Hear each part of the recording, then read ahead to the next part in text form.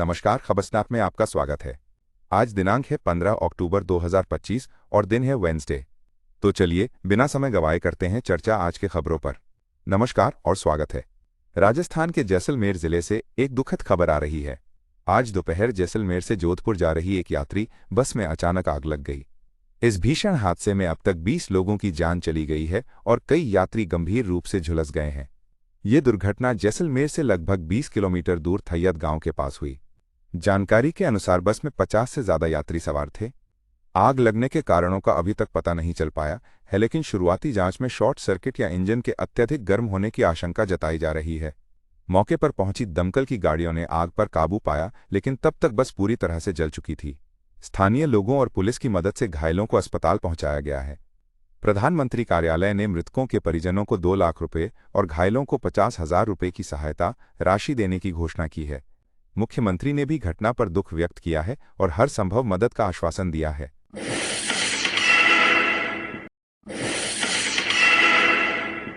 दिल्ली के south Asian university SAU परिसर में एक सनसनीखेज मामला सामने आया है। एक छात्रा ने आरोप लगाया है कि 4 लोगों ने उसके साथ गैंगरेप की कोशिश की। इस घटना के बाद छात्रों में भारी आक्रोश है और वे विरोध प्रदर्शन कर रहे हैं। पुलिस के अनुसार छात्रा 13 अक्टूबर को परिसर में घायल अवस्था में मिली थी, जिसके कपड़े फटे हुए थे। पुलिस ने मामला दर्ज कर जांच शुरू कर दी है।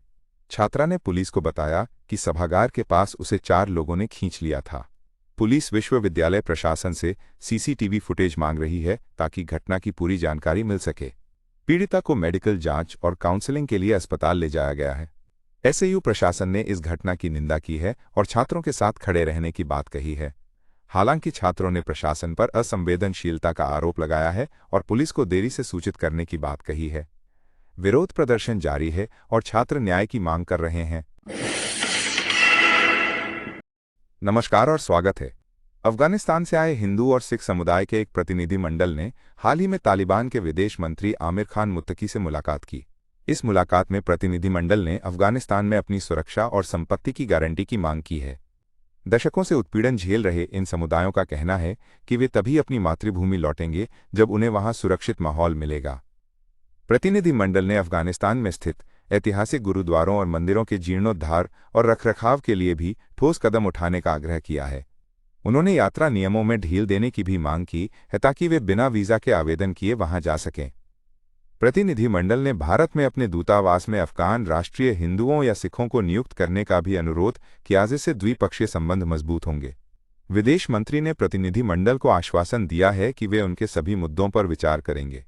देखना होगा कि तालिबान सरकार इस दिशा में क्या कदम उठाती है। नमस्कार। बिहार विधानसभा चुनाव 2025 के लिए भारतीय जनता पार्टी ने अपनी पहली सूची जारी कर दी है।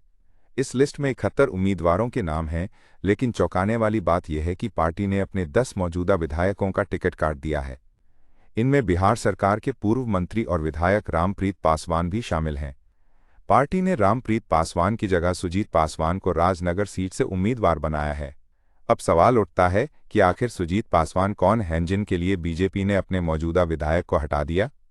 31 वर्षीय सुजीत पासवान लंबे समय से RSS से जुड़े रहे हैं।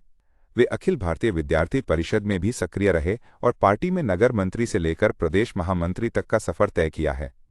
उनके पिता भी बीजेपी में सक्रिय थे और उनकी माता मुखिया रह चुकी हैं। सिर्फ रामप्रीत पासवान ही नहीं बल्कि विधानसभा अध्यक्ष नंद किशोर यादव समेत कई अन्य विधायकों का भी टिकट काटा गया है। अब देखना यह है कि बीजेपी का ये नया दांव बिहार की राजनीति में क्या रंग लाता है। नमस्कार और स्वागत है। अंतर्राष्ट्रीय मुद्रा कोष IMF ने भारतीय अर्थव्यवस्था को लेकर एक उत्साहजनक खबर दी है। IMF ने वित्त वर्ष 2025-26 के लिए भारत की विकास दर का अनुमान बढ़ाकर 6.6% कर दिया है। ये अनुमान ऐसे समय में आया है जब अमेरिका ने भारत पर 50% का टैरिफ लगा रखा है। बावजूद इसके भारत की अर्थव्यवस्था मजबूत बनी हुई है। हालांकि IMF ने अगले वित्त वर्ष के लिए विकास दर का अनुमान थोड़ा घटाकर 6.2% कर दिया है। लेकिन ध्यान देने वाली बात यह है कि अप्रैल-जून तिमाही में भारत की GDP 7.8% की दर से बढ़ी, जिसका मुख्य कारण घरेलू खपत में तेजी रही। IMF का मानना है कि भारत की मजबूत विकास दर अमेरिकी टैरिफ के नकारात्मक प्रभाव को कम करने में सक्षम है। ये सुधार विश्व बैंक द्वारा भारत के विकास अनुमान को बढ़ाने के बाद आया है, जो भारतीय अर्थव्यवस्था की मजबूत नींव को दर्शाता है। विशेषज्ञ इसे भारतीय अर्थव्यवस्था के लिए एक सकारात्मक संकेत मान रहे हैं। पश्चिम बंगाल के दुर्गापुर में मेडिकल छात्रा के साथ हुई घटना में पुलिस ने गैंगरेप की आशंका को फिलहाल खारिज कर दिया है। पुलिस ने इस मामले में एक नया मोड़ लाते हुए छात्रा के दोस्त को गिरफ्तार किया है। पुलिस कमिश्नर सुनील कुमार चौधरी के अनुसार छात्रा का दोस्त जो घटना के समय उसके साथ था और उसे बाहर खाना खिलाने ले गया था, संदेह के घेरे में है। पुलिस पहले ही 5 स्थानीय ग्रामीणों को गिरफ्तार कर चुकी है, लेकिन कमिश्नर चौधरी का कहना है कि अभी तक की जांच और मेडिकल रिपोर्ट एक ही व्यक्ति के शामिल होने की ओर इशारा कर रही हैं। हालांकि अन्य लोगों की भूमिका की जांच जारी है। पुलिस ने घटनास्थल पर आरोपियों के साथ क्राइम सीन का नाट्य रूपांतरण भी किया। पीड़िता के दोस्त को भी अन्य आरोपियों के साथ घटनास्थल पर ले जाया गया था और उसके कपड़े फॉरेंसिक जांच के लिए भेजे गए हैं। मजिस्ट्रेट द्वारा पीड़िता का बयान दर्ज कर लिया गया है। पीड़िता के पिता ने भी अपनी शिकायत में दोस्त पर शक जताया था। पुलिस गिरफ्तार छात्र को आज दुर्गापुर अदालत में पेश करेगी। बिहार में आगामी विधानसभा चुनाव से पहले भारतीय जनता पार्टी लगातार नए चेहरों को अपने साथ जोड़ रही है। इसी क्रम में लोक गायिका मैथिली ठाकुर ने आज भारतीय जनता पार्टी की सदस्यता ग्रहण की। बिहार बीजेपी के प्रदेश अध्यक्ष दिलीप जायसवाल ने उन्हें पार्टी में शामिल किया। सूत्रों की माने तो मैथिली ठाकुर को दरभंगा जिले की अलीनगर विधानसभा सीट से उम्मीदवार बनाया जा सकता है। वर्तमान विधायक के इस्तीफे के बाद पार्टी इस सीट पर एक युवा और लोकप्रिय चेहरा उतारना चाहती है। मिथिला क्षेत्र में मैथिली ठाकुर की लोकप्रियता और सोशल मीडिया पर उनकी मजबूत फैन फॉलोइंग को देखते हुए बीजेपी उन्हें अपने चुनावी अभियान में एक प्रमुख चेहरा बना सकती है। मैथिली ठाकुर बिहार की एक प्रसिद्ध लोक गायिका हैं और अपनी मधुर आवाज और मिथिला की लोक संस्कृति को बढ़ावा देने के लिए जानी जाती हैं। कुछ दिनों पहले बीजेपी नेताओं ने उनसे मुलाकात भी की थी, जिसके बाद से ही उनके चुनाव लड़ने की अटकलें तेज हो गई थीं। अब देखना ये होगा कि पार्टी उन्हें अलीनगर से उम्मीदवार बनाती है या नहीं। बिहार विधानसभा चुनाव 2025 में राघोपुर सीट पर एक बड़ा मुकाबला देखने को नहीं मिलेगा। राजनीतिक गलियारों में चर्चा थी कि तेजस्वी यादव के सामने प्रशांत किशोर चुनाव लड़ सकते हैं, लेकिन जनसुराज पार्टी ने राघोपुर सीट से चंचल सिंह को अपना उम्मीदवार घोषित कर दिया है। इससे प्रशांत किशोर के चुनाव लड़ने को लेकर सस्पेंस और बढ़ गया है। राघोपुर सीट पर लालू प्रसाद यादव और राबड़ी देवी जैसे दिग्गज नेता चुनाव जीत चुके हैं। तेजस्वी यादव भी यहां से 2 बार विधायक रह चुके हैं।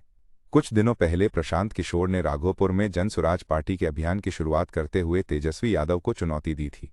उन्होंने कहा था कि अगर वो राघोपुर से चुनाव लड़ते हैं तो तेजस्वी को 2 सीटों से चुनाव लड़ना पड़ेगा। अब जनसुराज पार्टी ने उम्मीदवार उतारकर मुकाबले को दिलचस्प बना दिया है। बिहार में विधानसभा चुनाव की सरगर्मी तेज हो गई है और सभी पार्टियां अपनी रणनीति बनाने में जुटी हैं। नमस्कार और स्वागत है। भोजपुरी अभिनेता पवन सिंह के बिहार विधानसभा चुनाव न लड़ने के ऐलान के बाद अटकलों का बाजार गर्म है। क्या पवन सिंह ने वाकई मैदान छोड़ दिया है या ये उनकी किसी रणनीति का हिस्सा है? राजनीतिक गलियारों में चर्चा है कि पवन सिंह ने विवादों से बचने के लिए ये फैसला लिया है, लेकिन वे पर्दे के पीछे से अपनी सियासी जमीन मजबूत करने में जुटे हैं। खबरों के अनुसार पवन सिंह की मां प्रतिमा सिंघुन के कोटे से चुनाव लड़ सकती हैं। इसे पवन सिंह का प्लान भी माना जा रहा है, जिसके तहत वे विवाद शांत होने के बाद अपनी मां के जरिए राजनीतिक वापसी कर सकते हैं। सूत्रों की माने तो पवन सिंह ने पार्टी से अपनी मां के लिए टिकट की मांग की है। अब देखना यह है कि पवन सिंह की ये रणनीति कितनी कारगर साबित होती है और क्या वे विवादों को दरकिनार कर फिर से चुनावी मैदान में उतर पाते हैं। फिलहाल सबकी निगाहें इस बात पर टिकी हैं कि बीजेपी पवन सिंह के कोटे से किसे टिकट देती है और आगे की राजनीतिक तस्वीर क्या होगी।